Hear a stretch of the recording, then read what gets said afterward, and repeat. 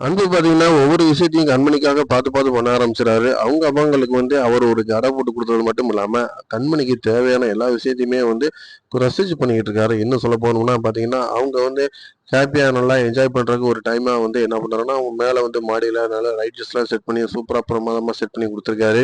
So அன்பு இப்படி எல்லாம் பண்ணிக்கிட்டு இருந்தாலும் கூட, அவருக்கு ஒரு பிரச்சனை ஏற்படுது. என்ன அப்படின்னு பார்த்தீங்கன்னா, ஆஃபீஸ்ல பார்த்தீங்கன்னா, அவருக்கு ஆர்டர் ப்ளே ஆயிருக்கு. அதுல மெயினா பார்த்தீங்கன்னா ரொம்ப ஒரு ரிஸ்க்கான ஆர்டரா இருக்கு. கிட்டத்தட்ட ஒரு 2000 பேருக்கு சமைக்கிற மாதிரி. இன்னும் சொல்ல போனோம்னா, அவங்க ஐடி கம்பெனிலேருந்து வந்திருக்காங்க. நெறைய இடத்துல அவங்க ஆர்டர் ப்ளே பண்ணி கேட்டுருக்காங்க. பட் எல்லாருமே இது ரிஸ்க் கண்டிப்பா பண்ண முடியாது அப்படின்னு சொல்லிட்டு, எல்லாருமே பேக் அடிச்சிருக்காங்க. அந்த டைம்ல நம்ம அன்பு என்ன பண்றாருன்னு பார்த்தீங்கன்னா, நம்ம எப்பயுமே ஒரு விஷயத்த சேலஞ்சா எடுத்துக்கிறணும். இன்னும் சொல்ல போனோம்னா, நம்மளுக்கு அதுல தான் கெத்து இருக்கு. நாம பண்ற ஒர்க் நம்மளுக்கு அப்பதான் ஒரு நல்ல ஒரு எனர்ஜிய குடுக்கும் அப்படின்னு நெனச்சுட்டு, அவர் என்ன பண்ணியிருக்காருன்னா, அந்த ஆர்டர அவர் ஓகே பண்ணியிருக்காரு.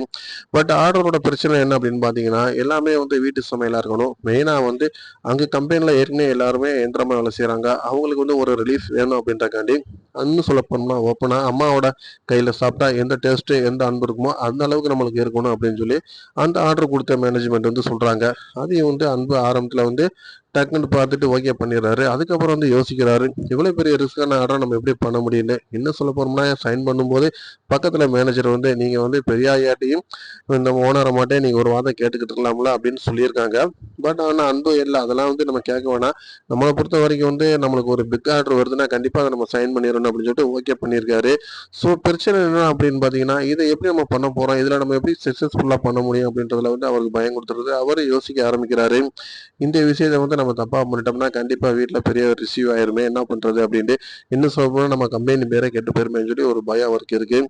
ஸோ என்ன பண்ணலான்னு அவர் யோசிக்க ஆரம்பிச்சுறாரு. அந்த டைம்ல கண்மணி கேட்குறாங்க, "என்னங்க ஏன் சைலன்ட்டா இருக்கீங்க?